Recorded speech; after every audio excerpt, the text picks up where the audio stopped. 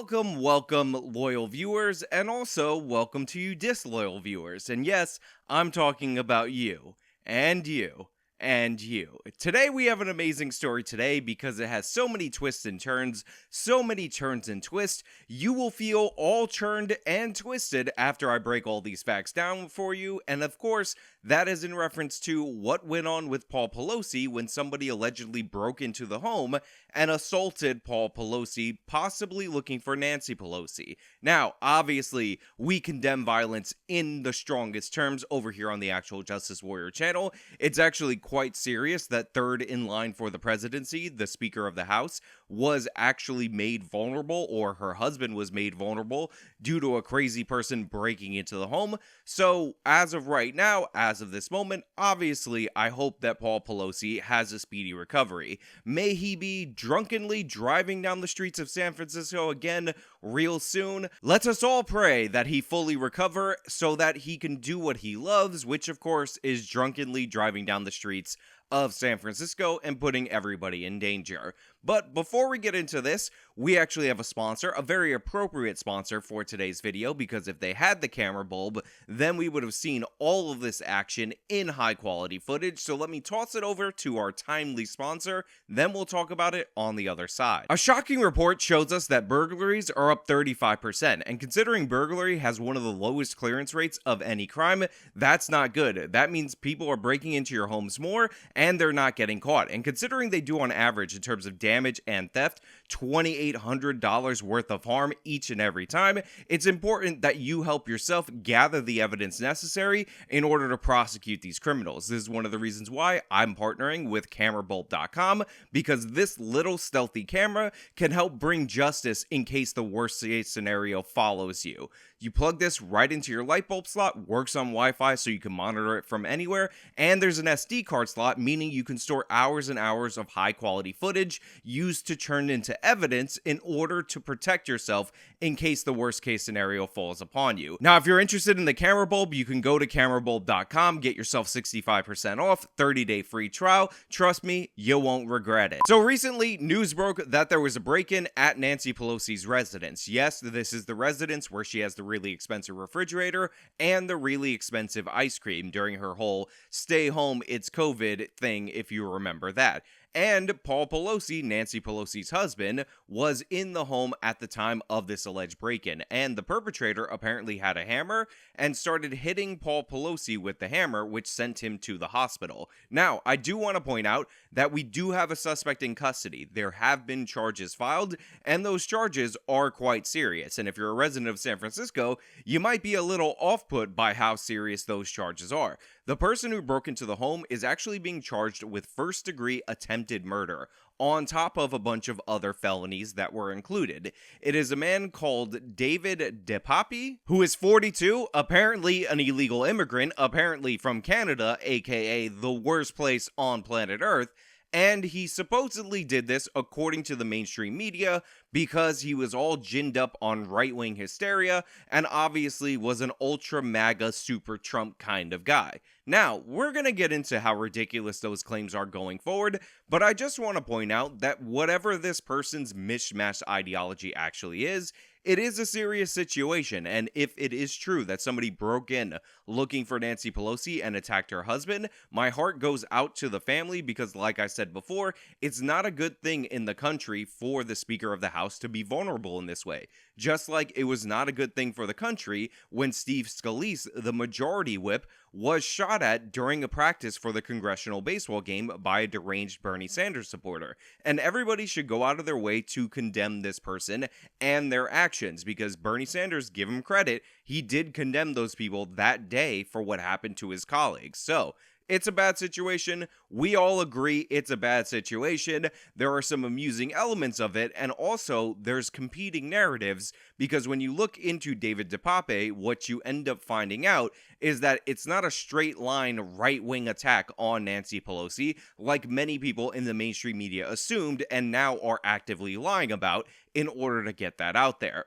It seems like this guy has a very checkered political past, mostly on the left wing, but he has recently posted stuff that's anti-COVID and stuff related to the 2020 election, so all of that should be taken in its totality when determining what the motivation was. And I actually found a very interesting article on theinternet.com that essentially argues that this was more of a drug-induced psychosis more than anything, and Pelosi, being famous, just happened to be the target of that psychosis. So one of the things that you find out when you look into David DePape is he has a long history of left-wing activism and left-wing posts. Apparently, he was dating and or married to and or maybe had a child with or two children with, actually that part is confirmed, a nudist activist. And when the FBI raided his home of this alleged right-winger, you saw a lot of memorabilia that clearly indicated left-wing causes. You have the gay rights flag, you have other signs being posted in the windows that all indicate that this guy was on the fringe left wing, at least at some point in his life.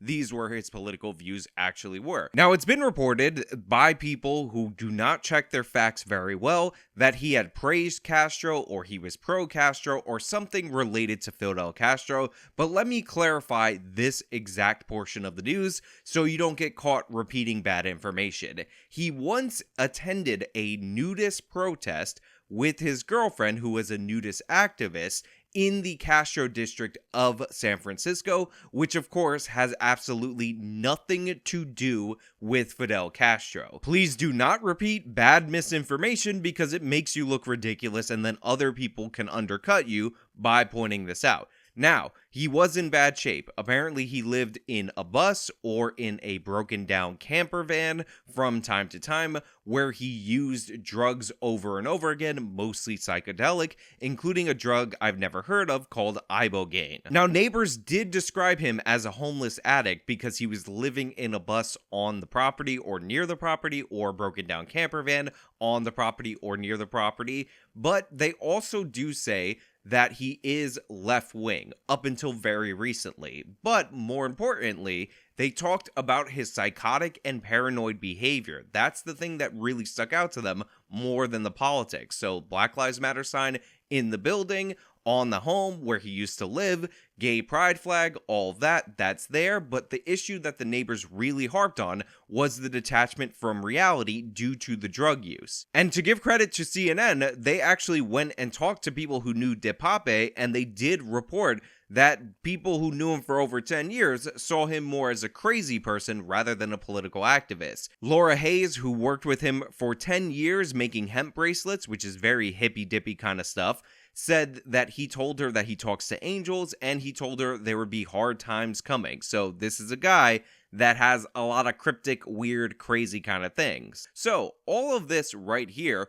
seems very suspicious and runs very contrary to the idea that this was some MAGA Trump ultra hysterical person that wanted to go after Speaker Pelosi. That being said, we've actually seen a lot of people that are on the far left that think Nancy Pelosi is too right-wing, and they despise her for those reasons. In fact, there are many people that probably have no connection to this dude that consider themselves on the left and consider this guy to be a right-winger, like Cenk Uygur of the Young Turks, who hold very similar disdain for establishment Democrats like Nancy Pelosi and talk about them as if they're hurting the country. So, for a lot of this person's life, he likely would not have liked Nancy Pelosi from the left side of the political spectrum. However, we did see a lot of anti-lockdown stuff, we did see a lot of complaints around COVID, and we did see a lot of complaints around the election. And for the most part, these things come from the American right wing or the right wing in countries across the world. Not saying that there isn't a small contingent of left-wingers that also agree on those specific things, but overall, you seem to see that this comes from the American right wing. However, this guy might fall in that category. It is reported that he was into Tulsi Gabbard and other figures that are on the left but pretty far left, although Gabbard has recently made a U-turn to the right wing. And those people are against what we were talking about, although Tulsi Gabbard doesn't really talk a lot about the 2020 election, and she in fact endorsed Joe Biden, if you can remember, before she decided to recently change parties. So again, all over the place. The guy was a fan of people that are all over the place, if you actually look into it, but mostly on the left wing. In fact, his girlfriend, which I think their breakup is what actually precipitated maybe his psychosis, was not only a nudist activist, but she was also arrested for soliciting sex for a minor in the past, and they had recently broken up, and considering he was living with that girl, and they seem to have 2 kids, this obviously created a lot of problems. There was actually an interview from a neighbor who described these people as very left-wing, but very weird and unusual, and not the typical neighbors that you'd want to live next to, especially in a lefty city like San Francisco. This is notable because obviously it wouldn't be the left-wing politics per se that would be putting somebody like this off. It would likely be the fact that these people were just weird and crazy and used drugs and did all kinds of crazy stuff overall. Anything strange about him or anything that stood out? There's something strange about the whole household. The entire household is very, very strange. How about him? He is birds of a feather with akin to them. So they are just, nudist drug abusers, and that's who gravitates toward them. And the children who live there seem to be underage or under 18. I'm not sure how old they are. Okay. And Tricia, again, what do you say their politics are? I'm not sure. I would imagine that they're more left-leaning because of their support for the gay community and for, for other people. But it is... now I'm not sure what way they lean because they have the flag, the LGBT flag with the Yeah, pot. yeah. So. But any signs of anti-Semitism? They are completely unhinged, so I wouldn't be surprised at all. Yeah. Nothing that they believe in aligns with their actions. So they'll say that they are, pro-Black lives, and then they'll call the police on Black people. And so they don't stand by their actions, don't stand by their words. So some paranoid behavior, it sounds like. Yeah, absolutely. And and some psychotic behavior too? Yes. Okay. Was that also demonstrated when David was the president, or was that times when? Yeah, it's never changed. And the reason I'm bringing all of this up is because what's happening is a narrative is forming that this guy was definitely on the right wing. He was definitely inspired by Donald Trump or MAGA politicians or similar, and that is just not the case. And the media is putting forward ridiculous evidence to assert this while simultaneously ignoring actual evidence. So we knew a lot about the nudist activism related to this guy relatively soon. We were able to get a good picture of what he believed for the overwhelming majority of his life, and it really does look like this guy just happened to have a psychotic break if you believe the break-in version of events. And I will get into the idea that maybe Paul Pelosi knew this person before because of the fact that he was allowed to go to the bathroom to call 911 in order to get help because he said he had to use the bathroom, and it seemed like the person who broke in was allowing him to do that. Now, that being said, this guy is clearly not mentally sound. He was clearly heavily using drugs. He's clearly experiencing huge forms of psychosis. So when you break in and you're looking for Nancy Pelosi and you find her husband and you got a hammer in your hand and he says, "Can I use the bathroom before you attack me?" This might be something that somebody who's out of their mind might actually let happen. And Paul Pelosi actually did stay on the phone throughout the course of these events, and it appears this person only really attacked when he realized the police were coming forward. So maybe he was actually legitimately looking for Pelosi, maybe he's actually legitimately out of his mind, or maybe this is just some kind of dispute between people who may have known each other, but I have to point out, there's not a lot of evidence to really say that, especially when you factor in the overwhelming evidence of this guy having some kind of drug-induced psychotic break. But while I am open to evidence, while I want to see the information so I can make my judgments, and overall, obviously, I'm not in favor of the attacks, no matter who is perpetrating the attacks, the media is not in that same camp. The media is dead set on putting out a narrative because the media is following suit of the Democratic Party. Joe Biden gave the absolute dumbest, worst speech that shows that the Democratic Party thinks so little of their voters. It's actually stunning. If you believe, based on what Joe Biden said, that this guy was somehow connected to January 6th, you deserve to never have the right to vote ever again because you're just that stupid. Let me play you his quote so you can hear it for yourself and tell me if this makes any sense. While this invasion is ongoing, the news reports indicate it was intended to be an attack on the house Nancy Pelosi lives in, the third ranking person in the United States in line to be president. You know, It's reported that the same chant was used by this guy they have in custody that was used on January 6th in the attacks on the U.S. Capitol. I'm not making this up. This has been reported. I can't guarantee it. I can tell you what's being reported. The chant was, "Where's Nancy? Where's Nancy? Where's Nancy?" This is despicable. There's no place in America. There's too much violence, political violence, too much hatred, too much vitriol. So Joe Biden, the President of the United States of America, the 46th President of the United States of America, said that this guy was making references to January 6th, reportedly. And he's like, now look, these are just reports. They're not confirmed, but I'm going to tell you what's reported. Now, again, if you're trying to heal the country, bring it together, say that we all don't tolerate these political attacks, maybe it's not a great idea to just repeat things that you heard reported. Maybe you should actually, zero in on the facts of the matter or wait for the evidence before condemning the other side. Maybe you should go out of your way to praise Republicans that wished Pelosi a extra well recovery and all that jazz, just like a lot of people went out of their way to praise Bernie Sanders for wishing them a recovery after the congressional baseball shooting. But instead, Biden not only shoots off the mouth, but he says the absolute dumbest quote of all time that apparently is a callback to January 6th only if you've had a lobotomy or you're somebody as demented as Joe Biden, which is, of course, "Where is Nancy?" It's reported that the same chant was used by this guy they have in custody that was used on January 6th in the attacks on the U.S. Capitol. I'm not making this up. This has been reported. I can't guarantee it. I can tell you what's being reported.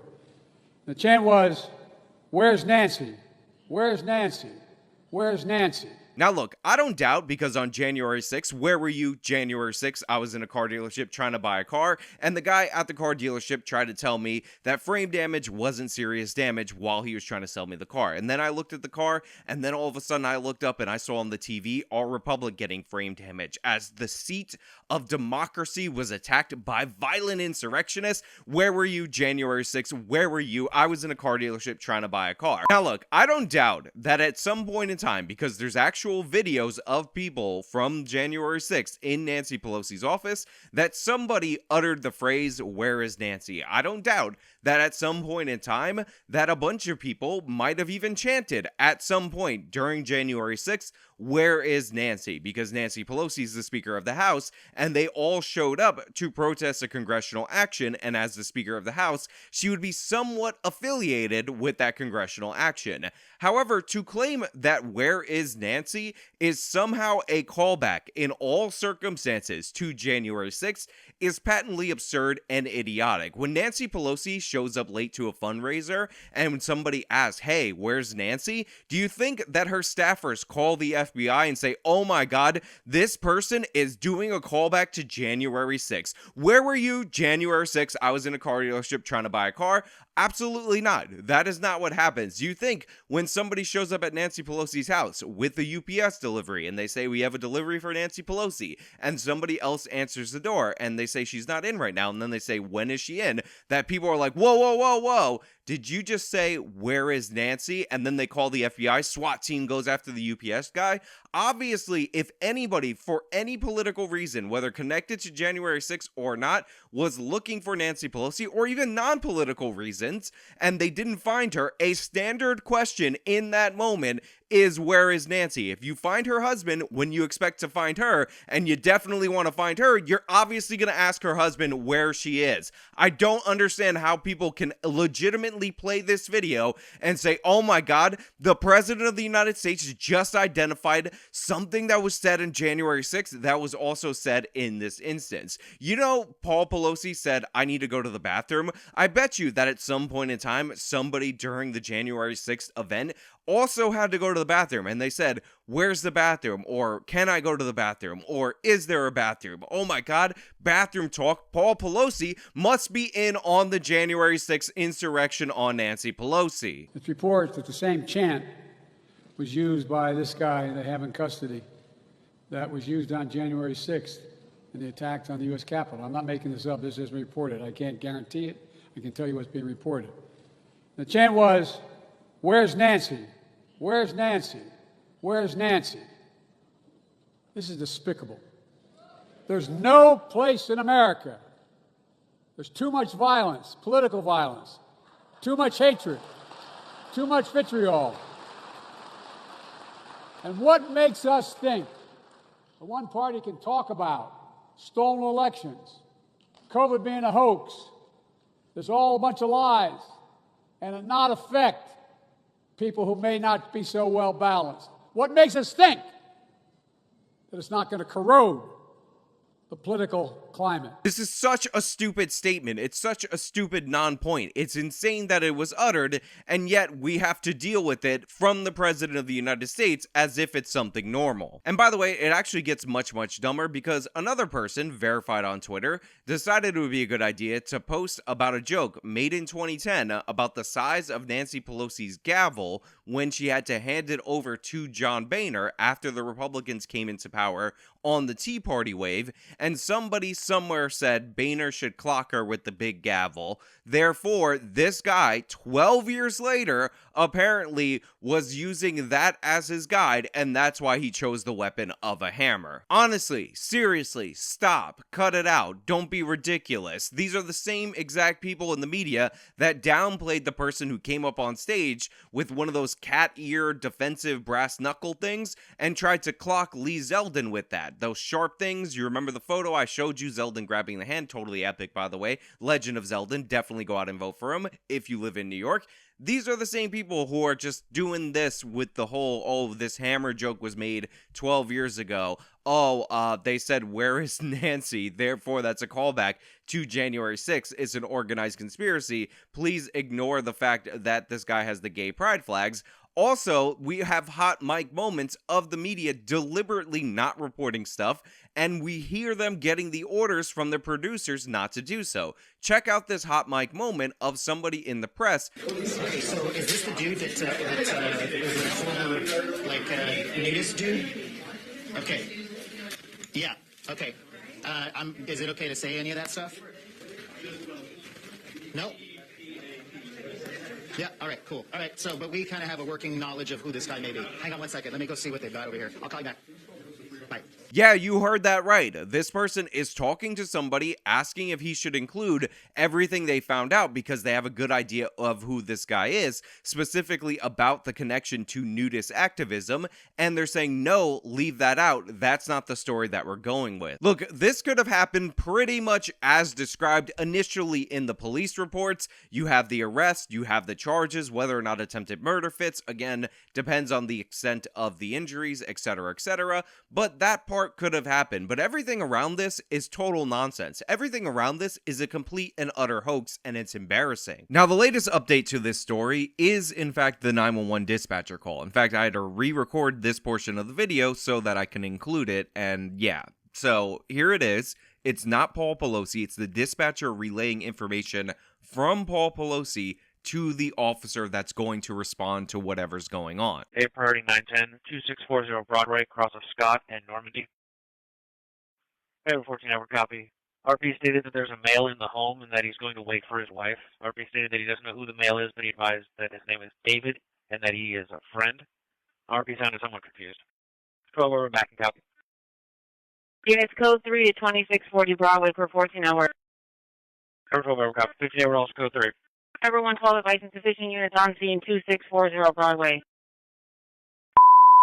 Special call medic 66, location 2640 Broadway. Now, a lot of people have taken this to make the case that this was some kind of gay encounter gone wrong because Paul Pelosi apparently, according to people's interpretation of this, said that he didn't know the guy, but then admitted that it was his friend named David. Now, my reading of this is actually a bit different. I ignore the caption and just interpret it on my own, and I think what this caller is indicating is that Paul Pelosi said that he didn't know the guy, but the guy told him his name was David and he's a friend, which, considering David's crazy, makes a lot of sense. And as for the gay encounter argument, Paul Pelosi could get a better gay guy than some homeless drug addict who's 42 years old, if that were the case. And there's no evidence that David, as of right now, is any kind of gay, and we do have evidence of a break-in. Here's an overhead shot of the back window at this place. So I'm not really buying it. There's also a report about somebody who came to the door, and maybe this is an anonymous third person, but honestly, this is a report, and it was not included in the police statement at all. So take it for what it's worth. I'm including it here. I gave you my interpretation of it. Obviously, people are running wild. They're saying it's a hookah gone wrong. They're going off of that report that this guy was apparently in his underwear. But, you know, that's really on you guys to decide. Now, if there is an update about some kind of personal relationship between Paul Pelosi and this person, I will talk about it in a future video. But since that's not verified, since that's not proven, and since it seems to be being thrown out specifically as a nasty rumor to counter other nasty rumors at this time, I will wait on the evidence for that situation. Also, there are reports of no evidence of forced entry or other things like that. So again, we will wait on those updates when they're made clear by the police department, because the police seem to be clarifying things that are being put out of the media in a more accurate way, which, by the way, we should give them credit for.